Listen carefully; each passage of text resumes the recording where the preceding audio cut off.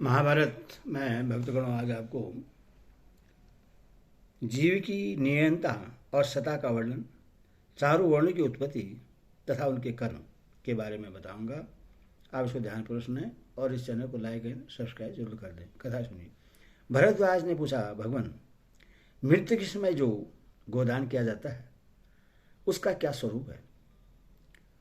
मुमूर्षु पुरुष यह समझ कर कि यह गौ परलोक में मुझे तार देगी, उससे दान करता है, परंतु वह तो दान करके मर जाता है, फिर वह गौ किससे तारेगी? इसके सिवा गौ और उसका दान करने और लेने वाला ये तीनों यही नष्ट होते देखे जाते हैं। फिर इनका समागम कैसे होता है? इनमें से जो मरता है उससे या तो पक्षी खा जाते हैं, या वह पर्वत से गिरकर चूर चूर हो जाता है, अथवा आग में जलकर भस्म हो जाता है।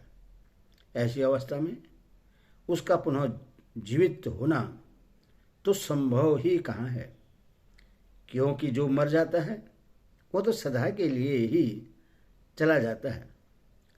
भृगु जी बोले, भरद्वाज, जीव का तथा उसके किए हुए दान या कर्म का कभी नाश नहीं होता। जीव तो उसी समय दूसरे शरीर में चला जाता है, नाश तो केवल उसके इस शरीर का ही होता है। भरद्वाज ने पूछा, मुनिवर, अब यह बताने की कृपा कीजिए कि देहधारियों के शरीरों में यदि केवल अग्नि, वायु, पृथ्वी, आकाश और जल तत्व ही विद्यमान है तो उनमें रहने वाले जीव का क्या स्वरूप है? शरीर को चीर फाड़ कर देखने से तो उसमें कोई जीव उपलब्ध नहीं होता। ऐसी दशा में यदि पांच भौतिक देह को जीव से रहित जड़ मान लिया जाए तो प्रश्न होता है कि शरीर अथवा मन में पीड़ा होने पर उसके दुख का अनुभव कौन करता है? जीव किसी की कही हुई बातों को कान से सुनता है, किंतु मन में व्यग्रता हो तो दोनों कान खुले होने पर भी कोई बात नहीं सुनाई देती। इसीलिए मन के अतिरिक्त किसी जीव की सत्ता मानना व्यर्थ है। नेत्र के साथ मन का संयोग होने पर ही कोई भी इस दृश्य पर पंच को देखता है। मन के व्याकुल होने पर तो वह देखकर भी नहीं देख पाता। इसी प्रकार नींद में पड़ा हुआ प्राणी संपूर्ण इंद्रियों के रहते हुए भी न देखता है, न सूंघता है, न सुनता है और न बोलता ही है। स्पर्श और रस का भी उससे अनुभव नहीं होता। अथवा जिज्ञासा होती है कि इस शरीर में कौन हर्ष और कौन क्रोध करता है, किससे शोक एवं उद्वेग होता है, इच्छा, ध्यान, द्वेष और बातचीत करने वाला कौन है? भृगु जी ने कहा, मुनि, मन भी पंचभूतों के ही अंतर्गत है। शरीर में उसकी कोई अतिरिक्त सत्ता नहीं है। एकमात्र अंतरात्मा ही इस देह का संचालन करती है। वही रूप, रस, गंध, स्पर्श और शब्द का तथा दूसरे दूसरे गुणों का भी अनुभव करने वाला है। वह पांचों इंद्रियों के गुणों को धारण करने वाले मन का दृष्टा है और वही इस पांच भौतिक देह के प्रत्येक अवयव में व्याप्त होकर सुख दुख का अनुभव करता है। जब आत्मा का शरीर के साथ संबंध नहीं रहता तो इस देह को सुख दुख का भान नहीं होता। इससे मन के अतिरिक्त उसके साक्षी आत्मा की सत्ता स्वस्थ सिद्ध हो जाती है। जब शरीर में स्थित अग्नि स्वरूप आत्मा इससे पृथक हो जाता है, उस समय शरीर को रूप, स्पर्श तथा आग की गर्मी का ज्ञान नहीं रहता और इसकी मृत्यु हो जाती है। आत्मा जब प्रकृति के गुणों से युक्त होता है तो उसे क्षेत्रज्ञ कहते हैं, और उन्हीं गुणों से जब वह मुक्त हो जाता है तो परमात्मा कहलाता है। क्षेत्रज्ञ को तुम आत्मा ही समझो। वह कमल के पत्ते पर पड़े हुए जल बिंदु की तरह इस शरीर में रहकर भी इससे पृथक ही है। उसके ज्ञान से संपूर्ण जगत का कल्याण होता है। वही सबसे श्रेष्ठ, वही सबसे चेष्टा कराता और करता है। देह के नष्ट हो जाने पर भी जीव का नाश नहीं होता। जो जीव की मृत्यु बतलाते हैं वह अज्ञानी हैं और उनका वह कथन मिथ्या है। जीव तो मृत देह का त्याग करके दूसरे शरीर में चला जाता है। शरीर का नाश ही मृत्यु है। इस प्रकार आत्मा संपूर्ण प्राणियों के भीतर छिपा हुआ है। अविद्या से आच्छादित होने के कारण वह प्रकाश में नहीं आता। तत्वदर्शी महात्मा ही अपनी तीव्र और सूक्ष्म बुद्धि से उसका साक्षात्कार करते हैं। जो विद्वान परिमित आहार करके रात के पहले और पिछले पहर में सदा ध्यान योग का अभ्यास करता है, वह चित्त शुद्ध होने पर अपने अंतकरण में ही उस आत्मा का दर्शन कर लेता है। अंतकरण शुद्ध हो जाने पर उसका शुभाशुभ कर्मों से संबंध छूट जाता है और वह प्रसन्नतात्मा पुरुष आत्मस्वरूप में स्थित होकर अनंत आनंद का अनुभव करता है। वर्मा जी ने सृष्टि के प्रारंभ में अपने तेज से सूर्य और अग्नि के समान प्रकाशित होने वाले ब्राह्मणों, मरीचि आदि प्रजापतियों को भी कोई उत्पन्न किया। फिर स्वर्ग प्राप्ति के साधनभूत सत्य, धर्म, तप, सनातन, वेद, आचार और शौच के नियम बनाए। तदनंतर देवता, दानव, गंधर्व, दैत्य, असुर, महान सर्प, यक्ष, राक्षस, नाग, पिशाच और मनुष्य को उत्पन्न किया।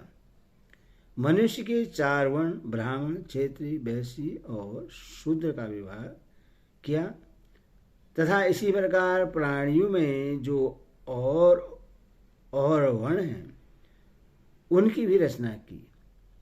ब्राह्मणों का रंग सफेद, क्षत्रियों का लाल, वैश्यों का पीला तथा शूद्रों का काला बनाया। भरद्वाज ने पूछा, मुनिवर, हम में से काले गोरे सभी मनुष्यों पर समान रूप से काम, क्रोध, भय, लोभ, शोक, चिंता, भूख और थकावट का प्रभाव पड़ता है। सभी के शरीर से पसीना, मल, मूत्र, कफ, पित्त और रक्त निकलते हैं। ऐसी दशा में रंग के द्वारा कैसे वर्ण विभाग किया जा सकता है? वृक्ष आदि स्थावरों तथा पशु पक्षी आदि जगम प्राणियों में असंख्य जातियां हैं। उनके रंग भी नाना प्रकार के हैं, अथवा उनके वर्णों का निश्चय कैसे हो सकता है? भृगु जी ने कहा, पहले वर्णों में कोई अंतर नहीं था। ब्रह्मा जी से उत्पन्न होने के कारण सारा संसार ब्राह्मण ही था। पीछे विभिन्न कर्मों के कारण उसमें वर्ण भेद हो गया। जो अपने ब्राह्मणोचित धर्म का परित्याग करके विषय भोग के प्रेमी बन गए, तीखे और क्रोधी स्वभाव के हो गए, साहस का काम पसंद करने लगे और इन कार्यों से जिनके शरीर का रंग लाल हो गया वे ब्राह्मण क्षेत्रीय के नाम से प्रसिद्ध हुए। जिन्होंने गौओं की सेवा की, सेवा ही अपनी वृत्ति बना ली जो खेती से जीविका चलाने के कारण पीले पड़ गए और अपने ब्राह्मण धर्म को छोड़ बैठे, उन द्विजों को वैश्य कहा जाने लगा। जो शौच और सदाचार से भ्रष्ट होकर हिंसा और असत्य के प्रेमी हो गए और लोग बस सब तरह के काम करके जीविका चलाते हुए काले पड़ गए, वे शूद्र कहलाए। इस प्रकार ये 4 वर्ण हुए जो ब्राह्मण वेद की आज्ञा के अनुसार चलते और सदा ही वेद व्रत तथा नियम को धारण किए रहते हैं, उनकी तपस्या कभी नष्ट नहीं होती। जो इस सृष्टि को पर ब्रह्मा स्वरूप नहीं जानते, वे द्विज कहलाने के अधिकारी नहीं हैं। ऐसे लोगों को नाना प्रकार की योनि में जन्म लेना पड़ता है। वे ज्ञान विज्ञान से हीन एवं स्वच्छाचारी, पिशाच, राक्षस, प्रेत तथा मलिच्छ होते हैं। पीछे से ऋषियों ने अपनी तपस्या के बल से कुछ ऐसी प्रजा उत्पन्न की जो वैदिक संस्कारों से संपन्न तथा अपने धर्म कर्म में दृढ़तापूर्वक डटी रहने वाली थी। किंतु जो आदिदेव ब्रह्मा से उत्पन्न हुई हैं, जिसकी जड़ मूल ब्रह्मा जी हैं और जो अक्षय, अव्यय तथा धर्म में तत्पर रहने वाली हैं, वह सृष्टि मानसी कहलाती है। भरद्वाज ने पूछा, विप्रवर, अब मुझे यह बतलाइए कि कौन सा कर्म करने से मनुष्य ब्राह्मण, क्षत्रिय, वैश्य अथवा शूद्र होता है। भृगु जी ने कहा, जो जात कर्म आदि संस्कारों से संपन्न, पवित्र तथा वेदों के स्वाध्याय में संलग्न है, यजन, याजन, अध्ययन, अध्यापन और दान प्रतिग्रह इन 6 कर्मों में स्थित रहता है, शौच एवं सदाचार का पालन तथा यज्ञ शिष्ट अन्न का भोजन करता है, गुरु के प्रति प्रेम रखता और नित्य नियमों का पालन करता है, जिनमें सत्य, दान, द्रोह न करना, सबके प्रति कोमल भाव रखना, लज्जा, दया और तप आदि सद्गुण देखे जाते हों, वह ब्राह्मण कहा गया है।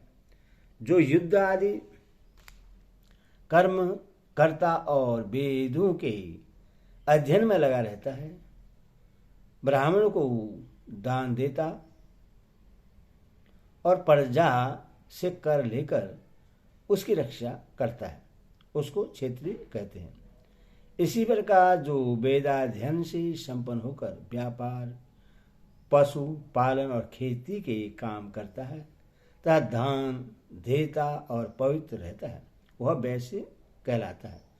किंतु जो वेद और सदाचार का परित्याग करके सब कुछ खाता और सब तरह के काम करता है तथा सदा अपवित्र रहा करता है, वह शूद्र माना गया है। यदि ये ब्राह्मणोचित सत्यादि गुण शूद्र में दिखाई दें और ब्राह्मण में न हो, तो वह शूद्र नहीं और वह ब्राह्मण नहीं है। हर एक उपाय से लोभ और क्रोध को दबाना ही पवित्र ज्ञान और आत्म संयम है। क्रोध तथा लोभ मनुष्य के कल्याण में सदा ही बाधा पहुंचाने को उधर रहते हैं, अतः पूरी शक्ति लगाकर उनका दमन करना चाहिए। क्रोध से श्री को, मातृ से तप को, मान अपमान से विद्या को और परमार्थ से अपने को बचावें। जिसके सभी कार्य कामनाओं के बंधन से रहित होते हैं तथा जिसने त्याग की आग में सब कुछ होम दिया है, वही त्यागी और बुद्धिमान है। किसी भी प्राणी की हिंसा न करें, सबके साथ मैत्रीपूर्ण बर्ताव करें, स्त्री पुत्र आदि की ममता एवं आसक्ति को त्याग कर बुद्धि के द्वारा इंद्रियों को बस में करें और उस स्थिति को प्राप्त करें जो यह लोक और परलोक में भी निर्भय तथा शोक रहित है। नित्य तप करें, मननशील होकर मन और इंद्रियों का संयम करें, आसक्ति के आश्रयभूत देह गेह आदि में आसक्त न होकर परमात्मा को प्राप्त करने की इच्छा रखें। मन को प्राणों में और प्राण को ब्रह्मा में स्थापित करें। वैराग्य से ही निर्वाण मोक्ष प्राप्त होता है। उससे पाकर किसी अनात्म पदार्थ का चिंतन नहीं होता। ब्राह्मण संसार से पर वैराग्य होने पर ब्रह्मा परमात्मा को अनायास ही प्राप्त कर लेता है। सर्वदा शौच और सदाचार का पालन करना तथा संपूर्ण प्राणी पर दया रखना यह ब्राह्मण का लक्षण है। हरिओम तत्सत, हरिओम तत्सत, हरिओम।